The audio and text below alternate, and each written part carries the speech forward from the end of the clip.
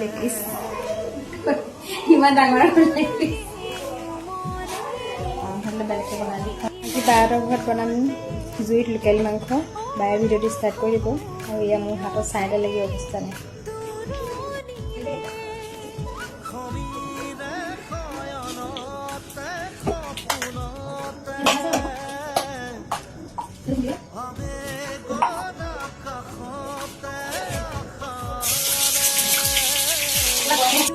এইফালে বিলাহী দিলোঁ বিলাহী দি পিঁয়াজ দি ভাজি আছোঁ গৰম মছলা ভাল লাগে